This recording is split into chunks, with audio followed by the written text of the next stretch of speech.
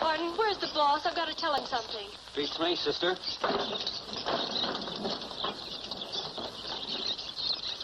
Oh, Mr. Murray, there's some people here to see you.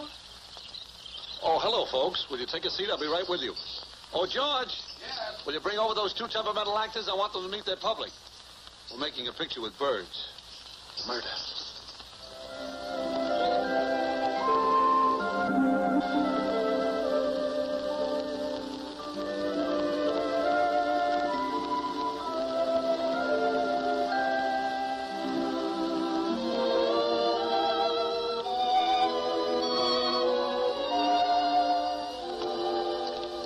Here they are, Mr. Murray.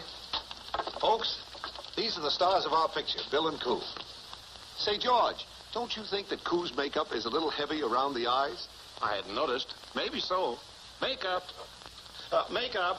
Makeup. Makeup. Here you are, Mr. Burton.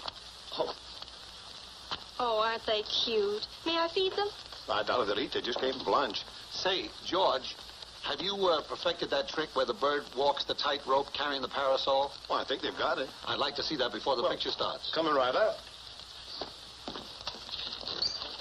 Did I understand you to say that a bird walks a tightrope carrying a parasol? Yes. What's wrong with a bird carrying a parasol?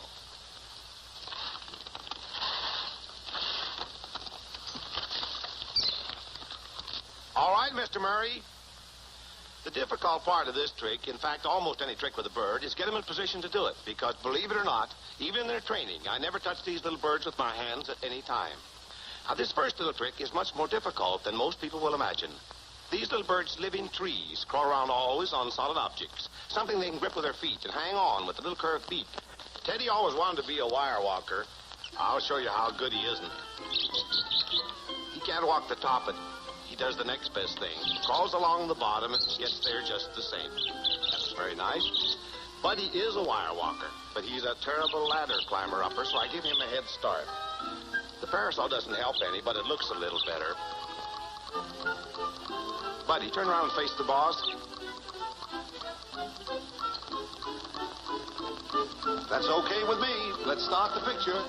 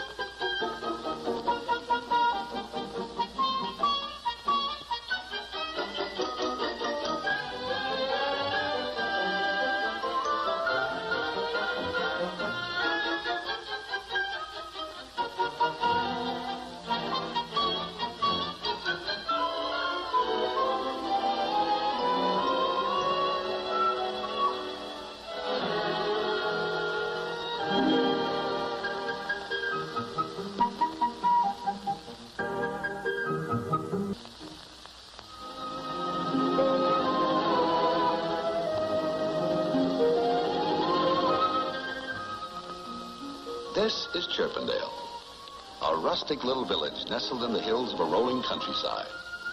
Oh, don't bother to look it up in your atlas. You won't find it there. It's just one of those little out-of-the-way places we city folks seldom bother to drop in on. And it's a shame, too. There are so many interesting things to see in this world if we'd only look for them. The inhabitants of Chirpendale are pretty much the same as those of other small communities. They have their busy streets, their stores and shops bustling with workaday business.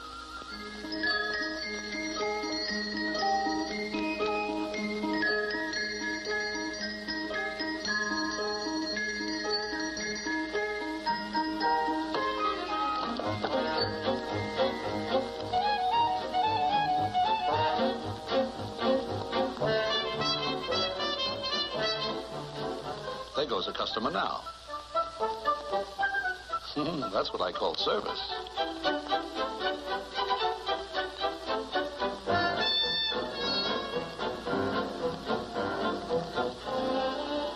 Let's take a look in that baby carriage. Guess we got here a little too soon. Naturally, a town of this size has to have a transportation system. After all, Chirpendale has a population of 4,202. Oh, my mistake. 4,204. Yes, Chirpendale is really a growing community, and it has its share of civic pride, too. Here's a statue of a couple of its heroes. These silent pioneers keep a stony watch over the youth of the town as it relaxes among the shady trees. It's really a spot for kids, a fairyland for the younger generation. That little girl is Sally Shrill. Her mother is the town's whistling teacher. Sally, your mother's calling you.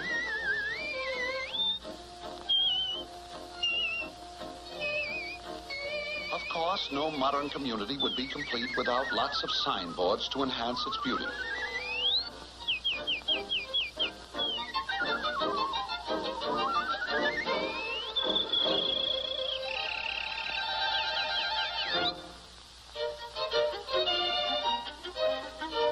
Of course, if you want to travel locally, just consult our hero, Bill Singer. He runs the town's taxi company. Bill is a hard-working young cabbie who is putting in long hours in order to save enough to ask his sweetheart, Coo, to become his wife. Coo is the daughter of one of Chirpendale's wealthiest citizens, while Bill comes from across the railroad tracks, where his mother boards chicks and takes in washing. There's Ma Singer now. She's a little annoyed. She's just ordered some provisions from the grocery store, and the boy hasn't delivered them as yet. Hey, you better send those victuals up to Ma Singer. She's getting burned up. There he goes. And this is the pawnbroker, another one of Chirpendale's redeeming features. But let's take a look down the main stem, 42nd Street and Burntway. As we amble down this busy thoroughfare, we pass, among other things, the meat market, where they sell worms, 10 cents a link. And here is the palatial Chirpendale Theater. They play some pretty good pictures in there. I have to see that. I never did find out who done it.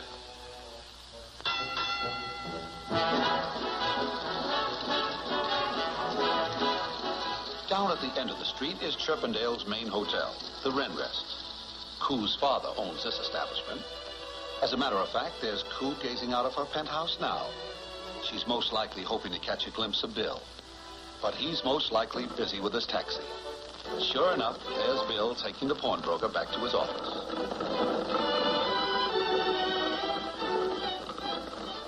Up at the end of the street is a village church, the Wee Kirk of the Feather.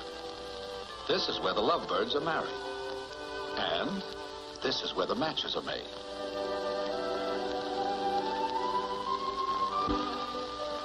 For every love match she makes, she puts one in the fence.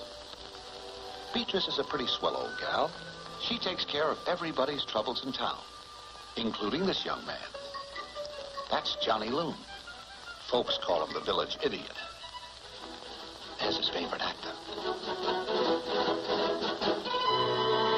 Johnny is peculiar, but Beatrice says there's nothing wrong with him except that he came out of a cracked egg. Toward the outskirts of town, we see the village school. Here is where the younger generation start their education as soon as they get their pin feathers. Their teacher is Professor Plato Spoonbill. He teaches that the world is shaped like an egg. Say, there goes the recess bell. Let's go outside and see what the kids do for recreation. I'll bet the prof needs a little relaxation himself after being penned up with that bunch of fledglings all morning. You know, even though they have wings, they're not all little angels. I'm a bad bird, but I still say the world's not shaped like an egg. It's round, it's round. Well, right or wrong, Homer is really upset.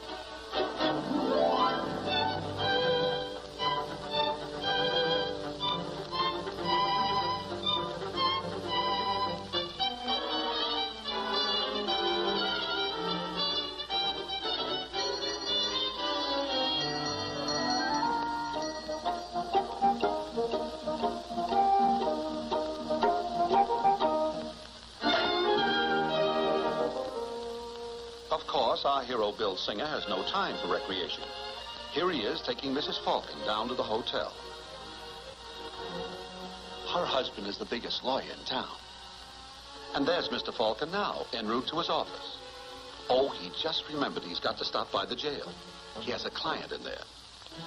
And here it is. On guard outside is the old warden, Jeb Hawkshaw. Jeb is really on the alert. As we look through the bars, we see Mr. Falcon's client. He's in there for passing a bum chick. As you can see, Chirpendale's municipal departments are well taken care of.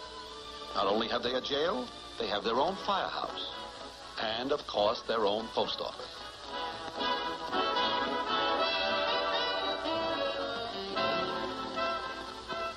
Even the park has all the modern conveniences. Here's the very latest thing in outboard motors. Sally, your mother's calling you. No, not you, Johnny. Oh, well, it's all in fun. I guess that's why Chirpendale seems to be a lovely feathered utopia, where the fullness of life can be enjoyed happily and peacefully.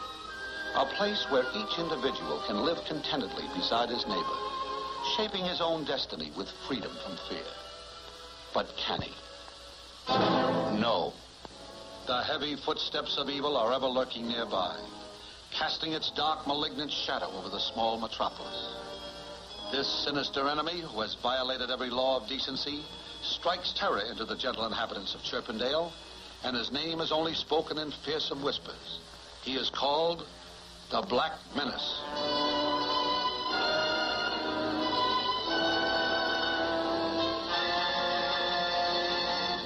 Throughout the ages, he and his kind have preyed on the friendly little people of the wood, despoiling their nests, stealing their eggs, and carrying off their young.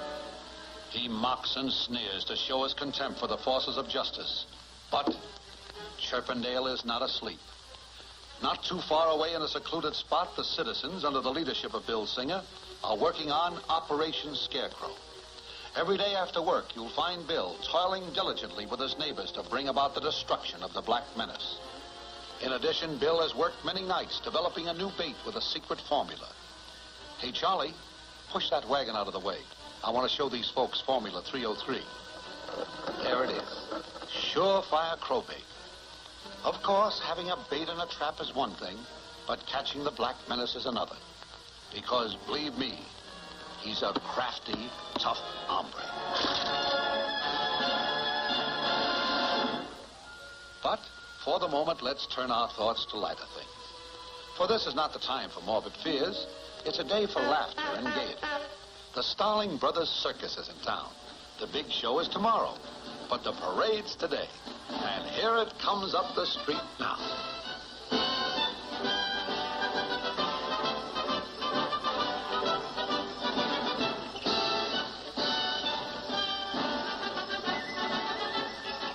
Oh, what a wonderful parade.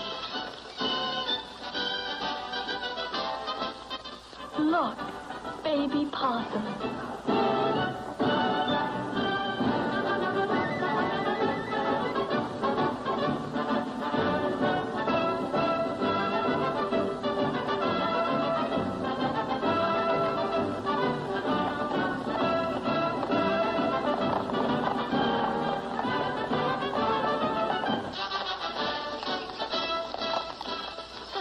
Performance. Panthers and tigers. Everyone is down watching the parade. That is, everyone except Ma Singer. And she couldn't go because she had to work.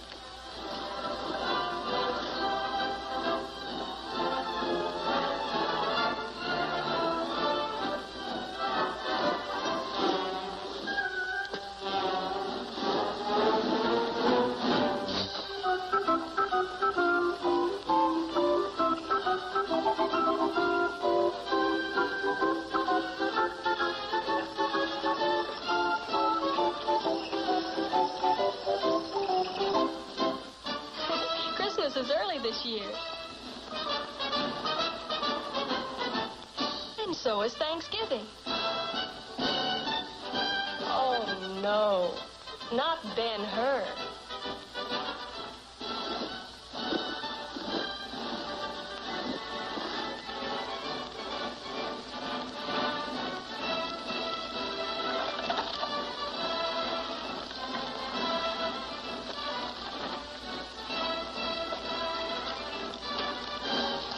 What's the matter, Buttons?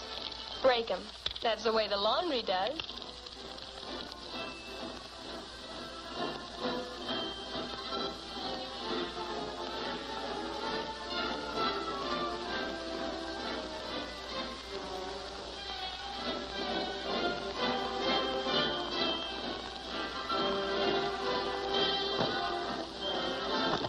Well done, Ma Singer. Your work is finished, but his is just beginning.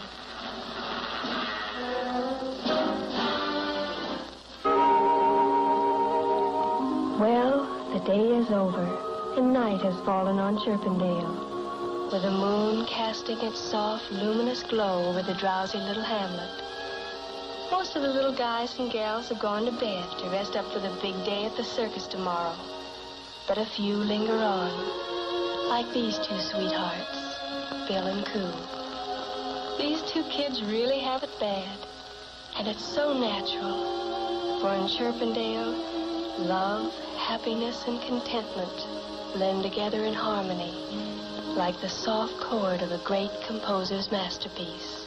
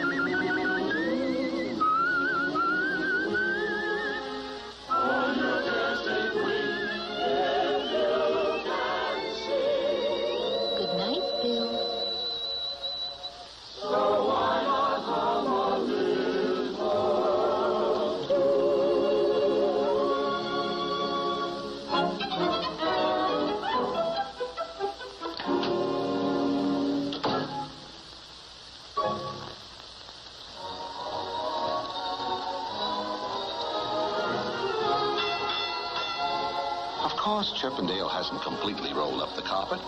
Up at the end of the street, the circus performers have taken over the juice bar, and the joint is really jumping.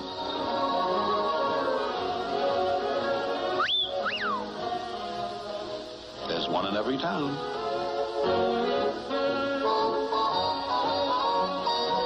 And here is genial Willie the Warbler, our musical maestro of the mahogany.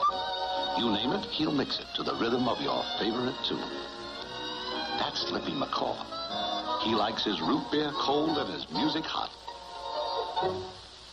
Hey, put on a hot record.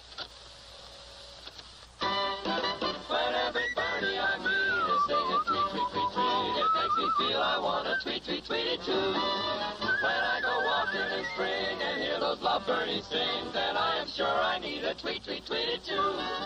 Outside my window there's a birdie on a limb, and when I see his lady cuddle up to him, I get so lonesome and blue, I feel like crying boo-hoo. because I feel I want to tweet, tweet, tweet too. All the birdies I meet singing tweet, tweet, tweet. Chirp, chirp, chirp, twitter, tweet, tweet. Walk in the spring and I hear the birds singing tweet, tweet, tweet. I got a tweet, tweet too. There's a birdie sitting high on a limb. He's got a lady cuddling him. 'Cause I feel I want to tweet, tweet, tweet too.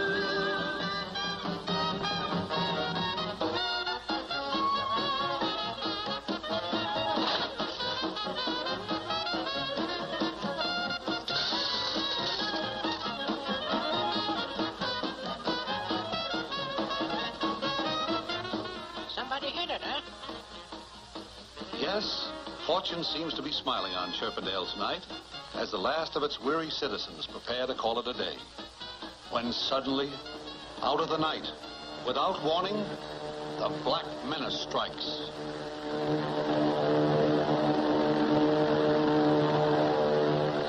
Cold terror grips the populace as it searches the sky with fearsome eyes. The civilian patrol is on the alert and rushes to his post to spread the alarm. The heavy drone of dark wings drowns out the lighter tunes of gaiety as the macabre shadow of the Black Menace dances over the main street of Chirpendale. One by one, the lights go out. In the darkness, the panic-stricken figures seek shelter from the awesome terror overhead. Theatergoers who but a few moments before were enjoying their favorite entertainment rushed from the building hurriedly but orderly into their underground places of protection. As the last one leaves, the lights go out, each taking his turn as they go into the dugout, and thankful that they had made preparation for such a night as this. Huddled in the dark underground, wondering what will happen to them, and wondering if their loved ones are in danger. Will they be safe from this death in the sky? The warden makes a dash for the dugout to calm the fears of those under his protection. Well, this is it. The two night watchers keeping their lonely vigil give a final shriek of warning.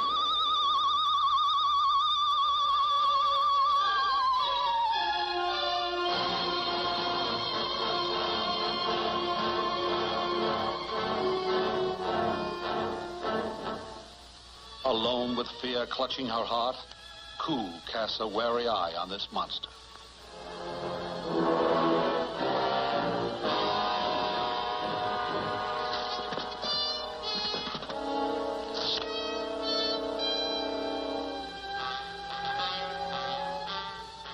As his eyes scan the words on the trapdoor, other eyes scan the Black Menace.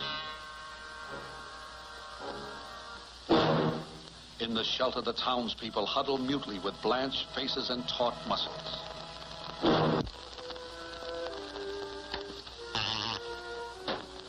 Stunned by this bold impertinence, he turns to wreak vengeance with acts of vandalism as the night watch follows his every move. Cautiously, he eyes the streetcar. What is this strange contraption? A booby trap?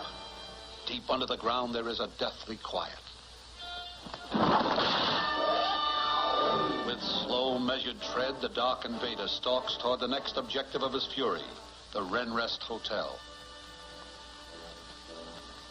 Inside his evil mind, a crafty plan is taking shape. His sadistic brain is working furiously, when suddenly a fiendish inspiration possesses him. He is going to use the greatest of all destructive forces, fire.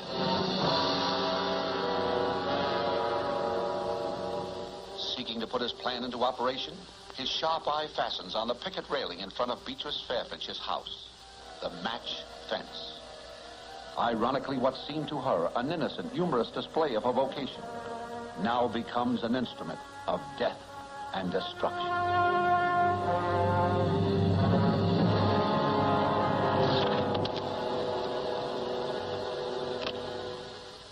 Having the match in his possession, he dashes for the hotel.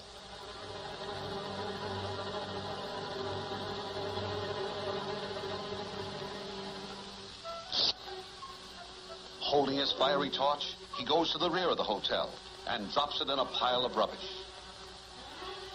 With his dastardly deed done, the Black Menace takes for cover.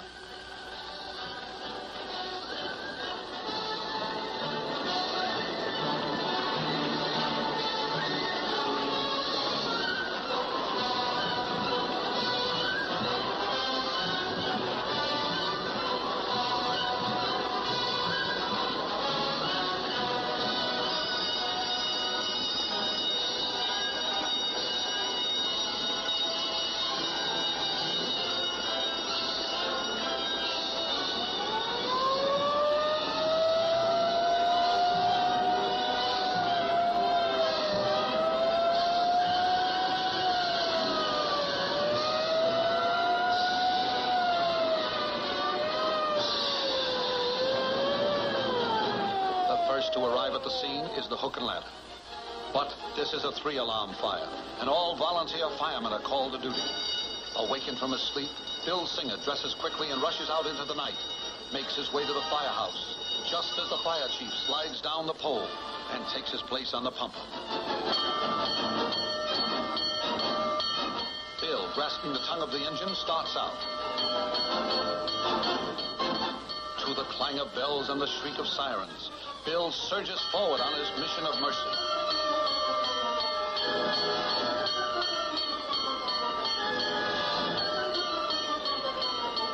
The hotel is now a burning inferno, but our hero grabs the hose and rushes in.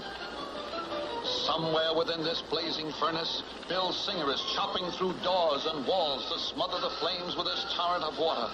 And he is successful. Bill is getting the fire under sufficient control to allow the guests to make a dash from the entrance. Ma Singer, worried, rushes to the scene.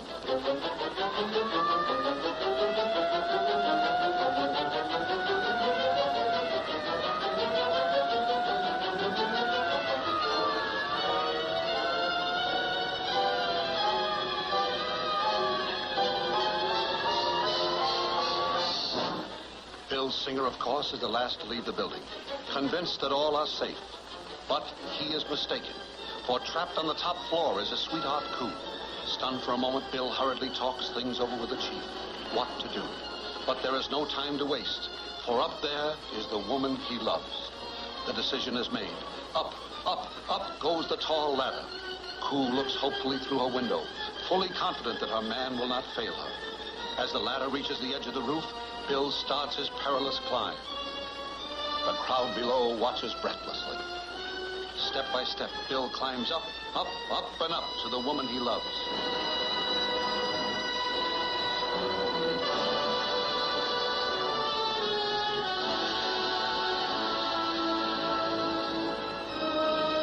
Below, the sound of crashing glass tells him that Bill Singer has broken through.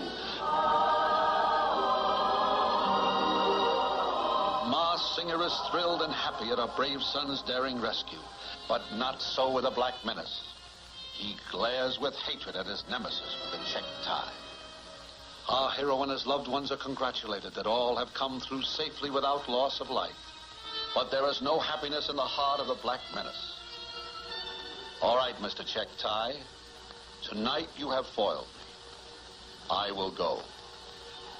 But I shall return.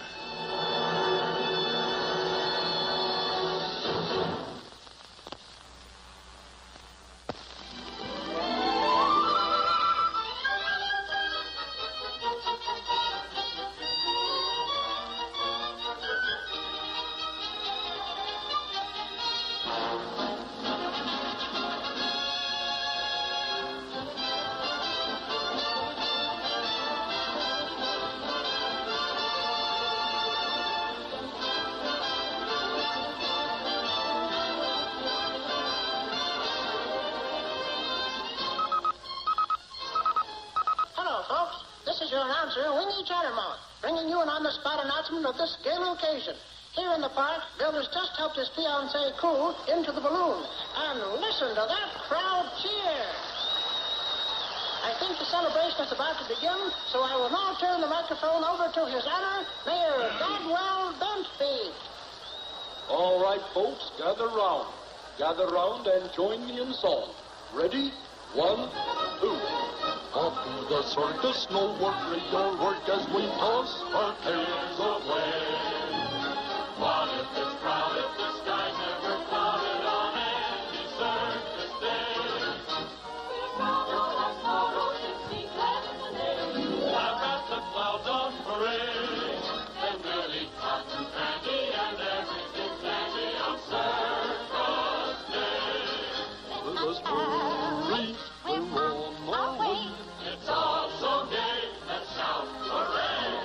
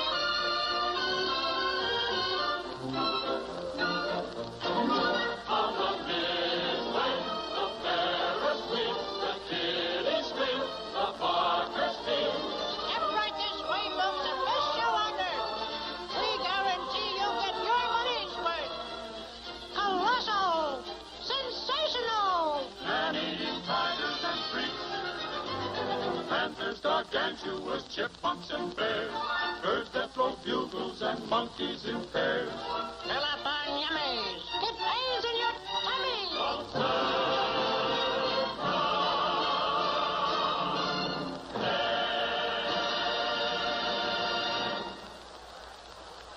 Your attention, please. Hiya, hiya, hiya. Introducing a freak of nature, the only bird in the world that imitates a bugle. And now, on the other side of the midway, presenting a whole congress of wild and ferocious beasts, collected from the four quarters of the globe. South American Payumas. Oh, gargantua. Yeah, descended from people, you know. From their native haunts at enormous expense by the famous Starling Brothers Circus. South African full-blooded jungle bred lions. Royal Bengal. Now, don't look too canty. Everybody wants to get in the act. Chickadee, the bearded ladybird. Also the pussy bird. Half cat, half bird. From the waistline up a cat, and from the waistline down the body of a bird. She lives, she laughs, she talks, she breathes the same as you and I today. All right, folks, hiya, hiya, hiya. Attention, everyone. Our guests of honor, Bill and Co. are coming in at the end of the midway. Bill and Co. now coming in. Everybody down to meet Bill and Co. Look out, Bill.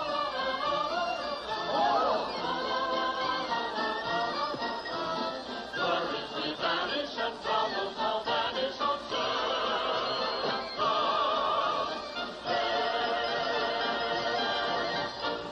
While the folks are welcoming Bill and Coo, let's take a look around. You know, these Starling brothers have a pretty complete circus. Taking no chances on the local lighting facilities, they have brought along their own power plant. That's the engineer, Charlie Chinchilla. Let's see if we can find out how it operates. Hey, Shorty, will you show the folks how the generator works?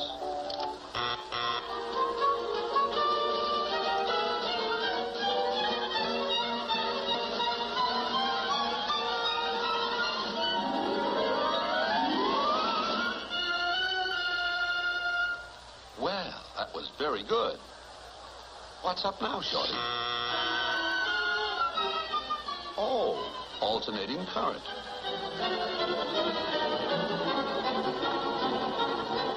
In addition, they also have their own Wild West show. Here we see a lovely daughter of the noble red man, Princess Parakeetus.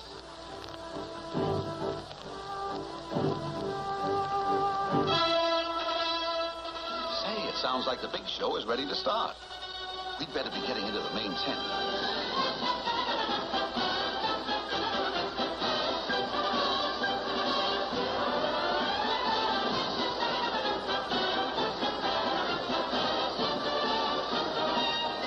Step over to the main tent, folks. Step back, boy, step back. You bother me, boy, when you get off the platform. All those holding reserve seat tickets occupy the high man opera chairs opposite ring number 1. As you can see, all Chirpendale has turned out for the circus. Even Ma Singer has arranged to go. She's advertised for a babysitter. There comes one now, a high school girl.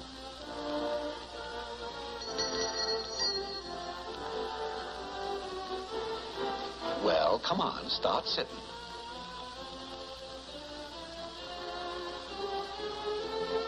Off to the circus. So excited she forgot to take her apron off. The audience are all in their seats. Uh-oh. There's always one of these guys. And the funny part is they always find a seat. Well, just don't sit there. Move over. Take some and leave some. Bill and Coo enter their private box. Oh, not here, Bill. And the first act, Barrel House Egbert.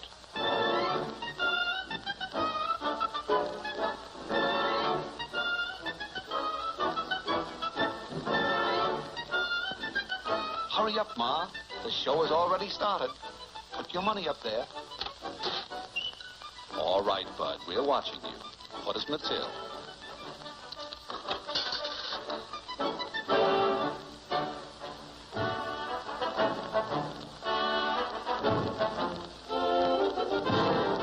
Hey, there's one more. Go ahead and do the last one. Thank you.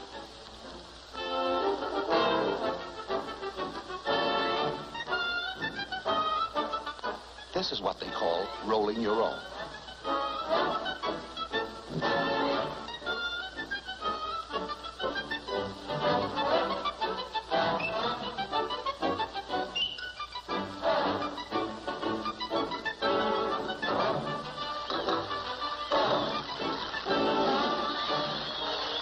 And there's Ma Singer, having the time of her life.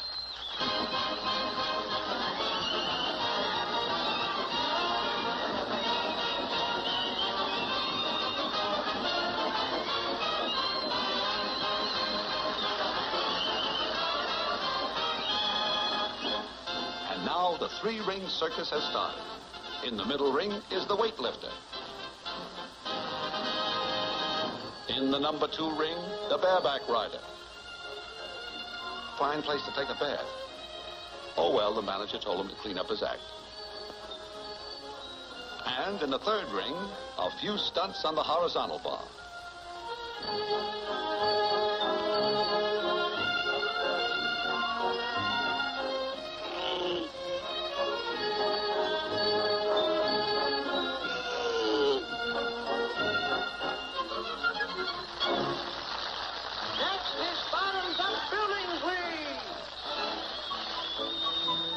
Only bird in the world that stands on his head. He started out to be a flagpole sitter, but switched. He's now a funnel upender.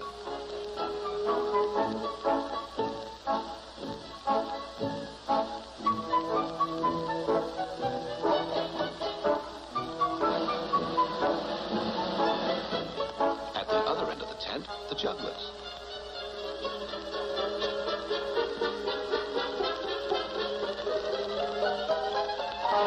Look, Ma, no hands.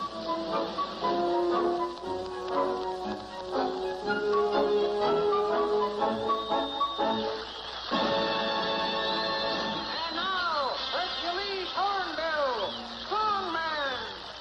Come on, Hercules, show the folks how strong you are. Pull the elephant down by the trunk. Now put him back up. Now go around the back and pull him down on his valise. Come on, Hercules, pull. Now make him lie down. Come on, Hercules, you can do it. Now go around and make him roll over.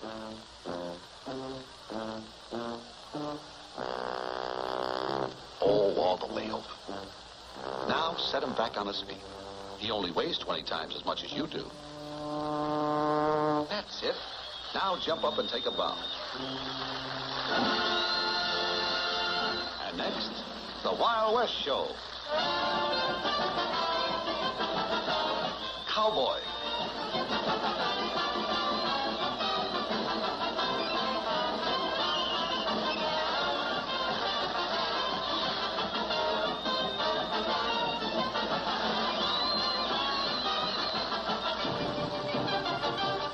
Indian.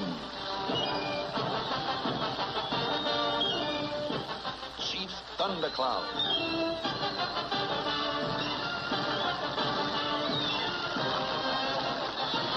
Coming out of chute 10, Dynamite, never been ridden.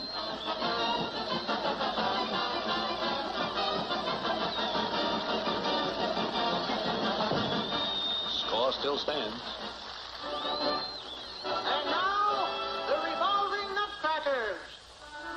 These boys really climbed the ladder to success. Here is a study in perfect balance with the birds providing their own locomotion.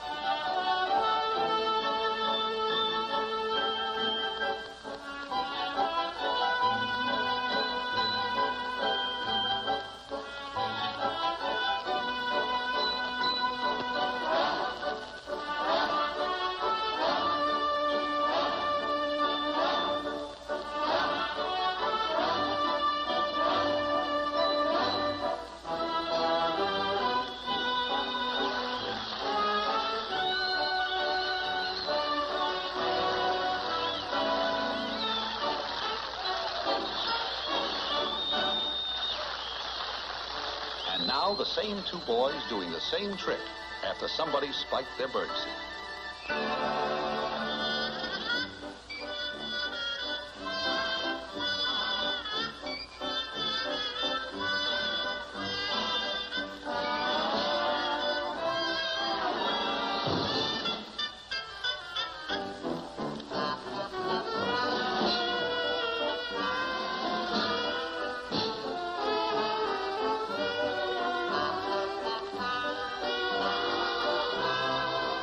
Get off.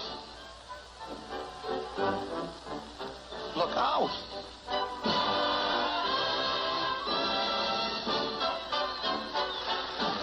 Your attention, please. And now, the world's champion motorcycle rider, Cannonball Twitchett, will attempt to break the world's record of 150 miles an hour right before your very eyes. Here he is, Cannonball Twitchett. All right, Cannonball, let's go. There he goes. 5, 10, 15, 20, 25, 30, 35, 40, 50, 55, 60, 65, 70, 75, 80, 85, 90, 95, 100, 15, 110, 115. But the audience is going wild. 135, 140, 145, 150. He did it. Thank you, Cannonball Twitchett. Thank you, Cannonball Twitchett. Oh, something's gone wrong. Cannonball can't stop that motorcycle. Hold on, Cannonball. Hold on. We'll have to get on with the show.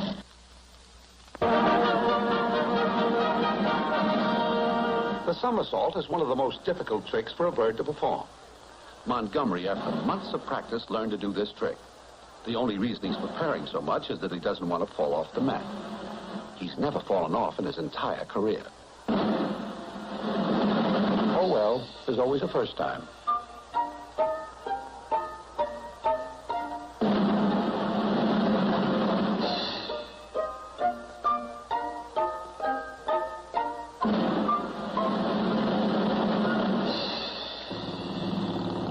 He's even got the cat doing it. Next act, Drop Along and Featherby, acrobats. This is Drop Along, showing how to do a flip from the horizontal bar. He's doing this as a warm-up for his partner. And this is Featherby, star of the team.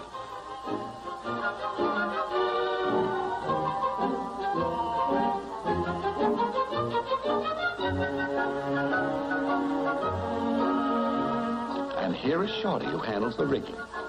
He believes that one good turn deserves another.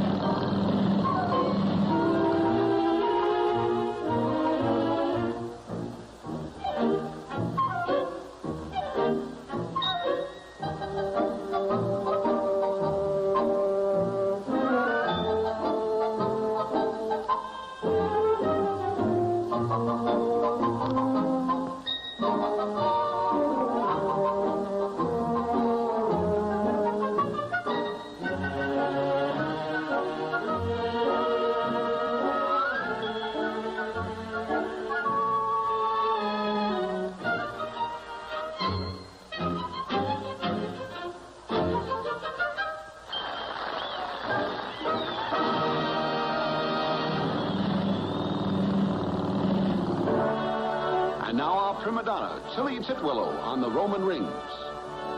The young lady enters the center ring and climbs hand over hand up the rope.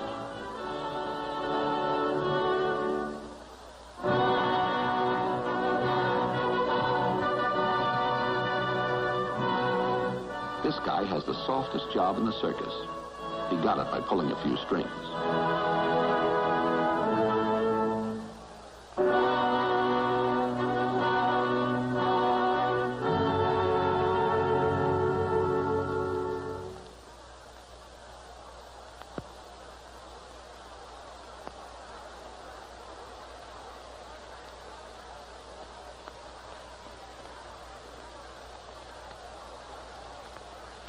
Tilly is taking her time to see that her grip on the rings is just right. And I can't blame her. One slip would be fatal. After all, there's no net down there.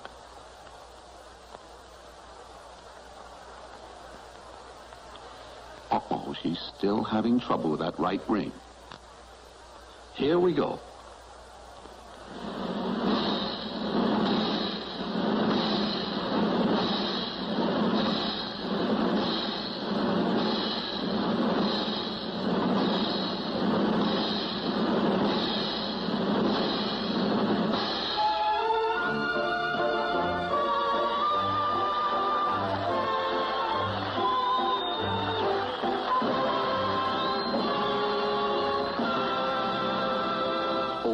Cannonball is running out of gas.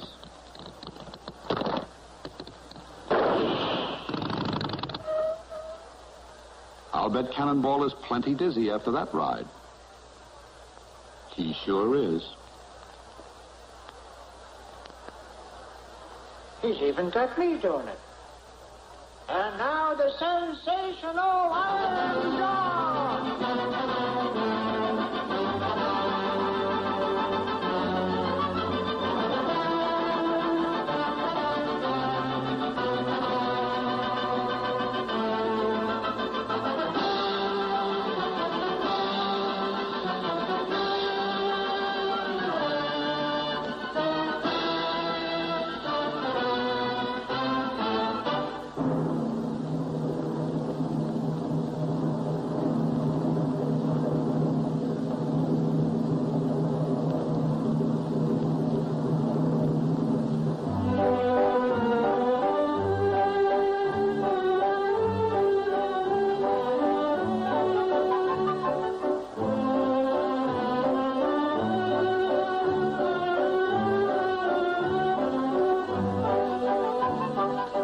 Shorty, you've got 2 lives in your hands now.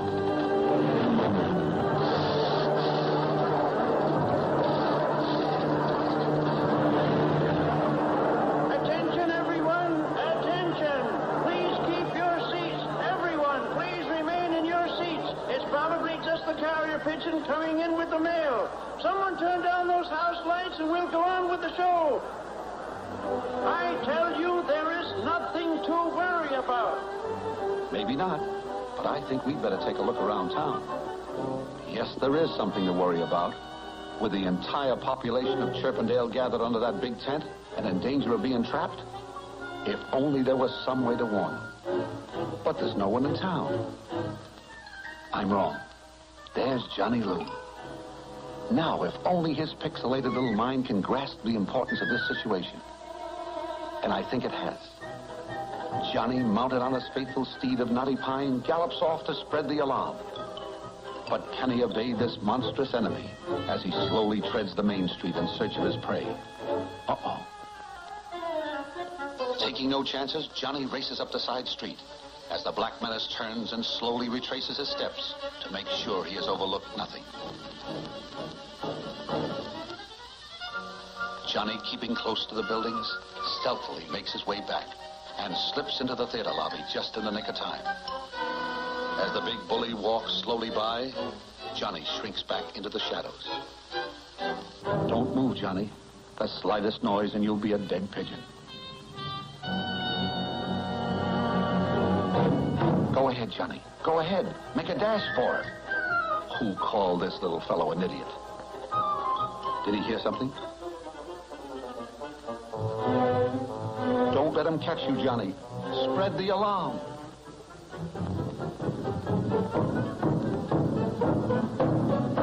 But back under the canvas top, true to the tradition of show folks everywhere, the performers carry on as if nothing had happened.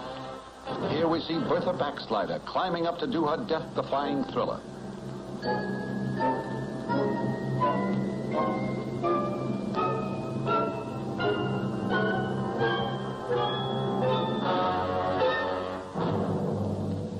All eyes are glued tensely on this daring young lady as she reaches for the hook and starts the slide for life.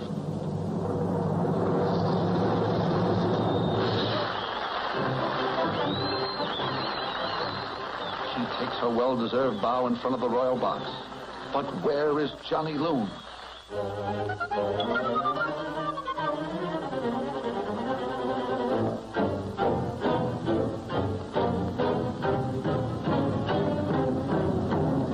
the performance goes on with Smokey Hazard, the Firebird.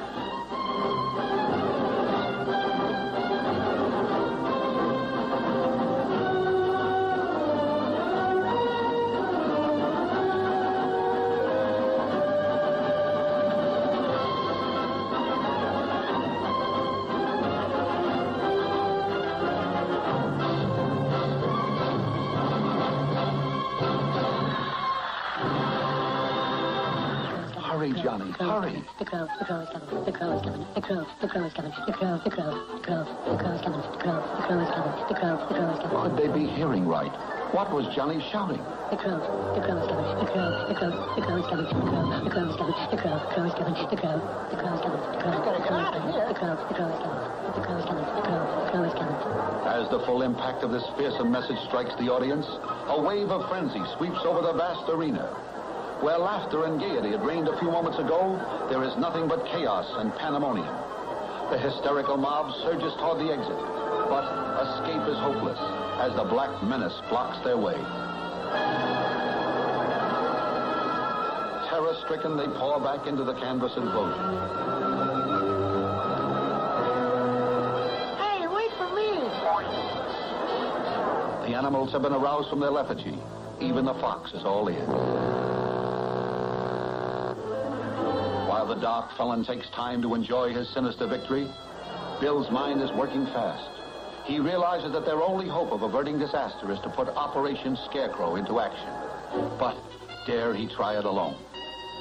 Faced with the most important decision of his entire life, Bill weighs the chances of his plan succeeding as confusion and hopelessness grip the villages. Bill's mind is made up. He kisses his sweetheart goodbye and goes into action. Impossible to leave by the main entrance, he slips out through a small opening in the side. Cautiously, he makes his way, using the cages as a screen. Watching his chance, he swiftly tiptoes by the Black Menace.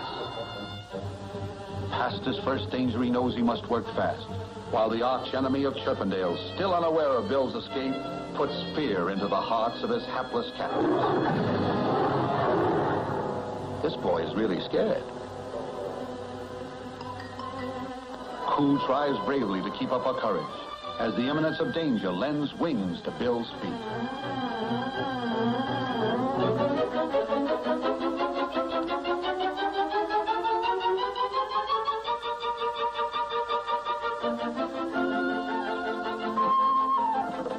He'll need his taxi to speed up his plan and secret formula 303. Time is the most important element, and he must make the most of it.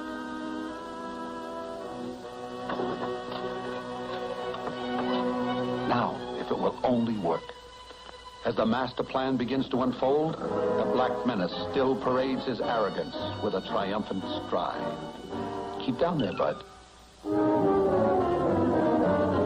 But how can he attract the crow's attention? Bill's mind is working furiously.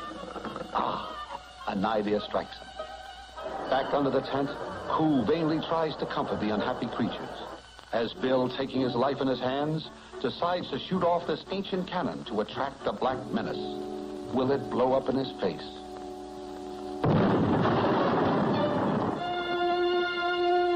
To make doubly sure, Bill reloads and fires it again.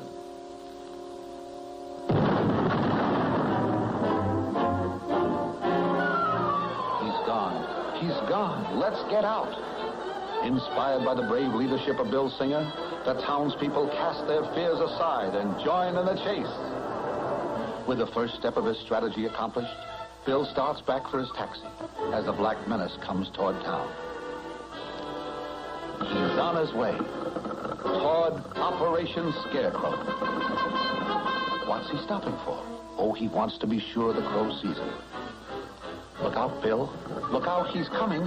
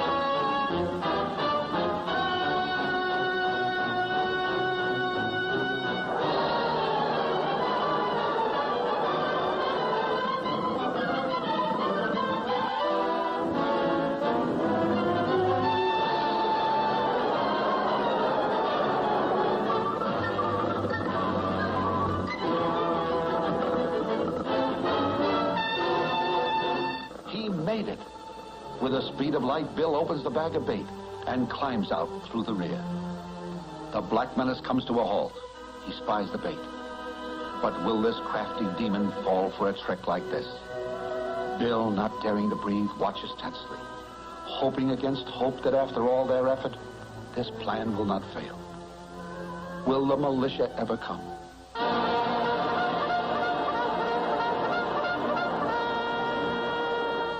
The Black Menace enters the doorway. Come on, Bill, come on, spring the trap. He's done it. He's done it. Yes, after months of preparation, Operation Scarecrow finally paid off. With cries of delight, Bill's friends and neighbors rush in to congratulate him. Once again, he is the man of the hour. But the malignant eyes of the Black Menace blaze with hatred at his captor. The villagers swarm up over the rustic Bastille, proud of their glorious victory, proving once again that no matter how small people are, they don't have to be bullied by anyone if they'll just stick together. Well, the circus is packing up and getting ready to move on, and the gaudy caravan is taking its cheer to other places.